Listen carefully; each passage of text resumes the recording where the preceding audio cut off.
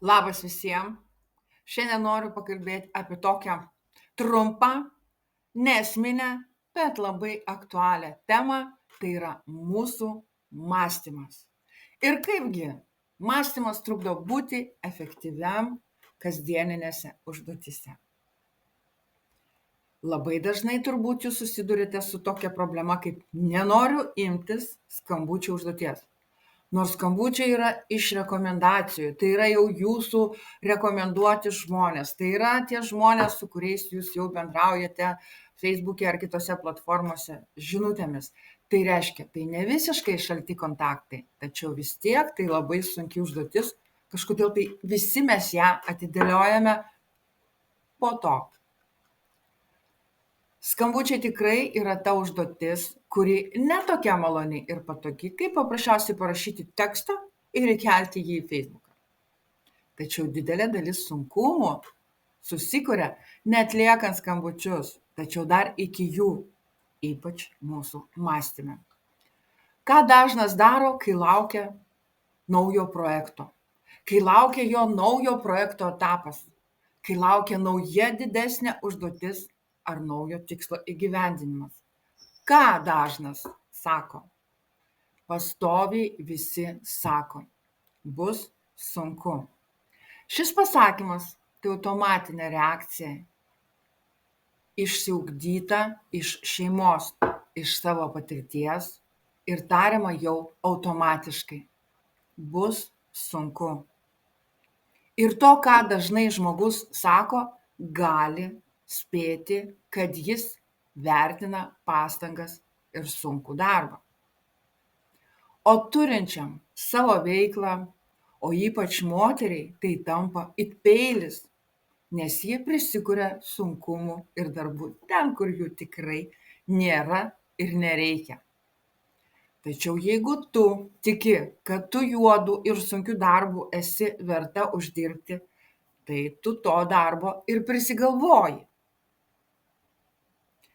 Pratrepsėsi visą dieną su mintimis, kad bus sunku ir po tos dienos jausies, lyg būtum griovį iškasusi.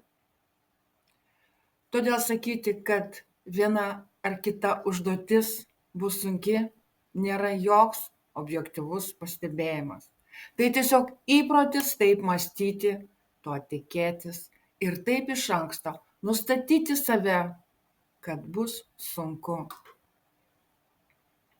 Tas pats vyksta ir kai kalbame apie naujų partnerių paiešką. Ką mes sakome? Pastoviai traktuojam tą patį. Sunku bus surinkti komandą. O po to, kai jau komanda susirenka, ar tai vienas, ar tai daugiau ateina žmonių į tavo komandą, ir kai tu paklausi savęs, ar buvo sunku rasti tą idealią partnerę, kurią tu dabar labai džiaugiesi, tu pasakai, visai ne, ji pati mane atrado. Štai tau ir sakyti, kad bus sunku. Nesunku daryti skambučius, jeigu taip manai. Nesunku rasti naujas partneres į savo komandą, jeigu taip manai. Nesunku parduoti, jeigu taip manai. Aš nebenaudoju žodžio sunku savo žodyne. Man padėjo darbas su savimi. Nors sakydama bus sunku, jau kartoji afirmaciją.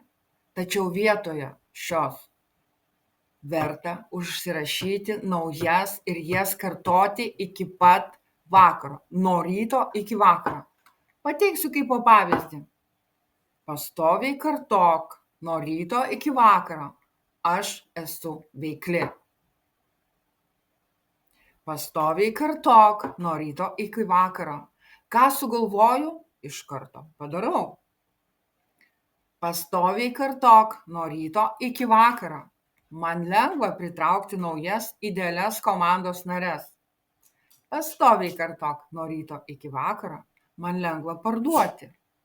Ir tuo jau tu iš karto savyje įsidedi teigiamą energiją, su kuria tau yra žymiai lengviau atlikti tavo užduotis. Ar tai rašyti žinutes asmeninės žmonėm, ar tai daryti asmeninius skambučius. Ir tai nėra sunkiau negu parašyti didelį tekstą į Facebooką, į kurį praktiškai niekas neatkreips dėmesio. Nes čia tu tiesiogiai bendrauji su žmogum, o ten žmogus Facebook'e ar kitoje platformoje gali perskaityti tavo didžiausią tekstą, gali tik tai pradžią paskaityti, iki galo nepaskaityti, gali iš viso net neskaityti, praskrolinti. Tai vat prieš pradėdamas darbą nusiteik, kad tau nėra sunku. Ir kaip jau minėjau, kartok nuo ryto iki vakaro mano pateiktas frazes ir iš karto pamatysi, kaip tau yra žymiai paprasčiau ir lengviau atlikti visus veiksmus. Jeigu tu nori dar kažkokios tai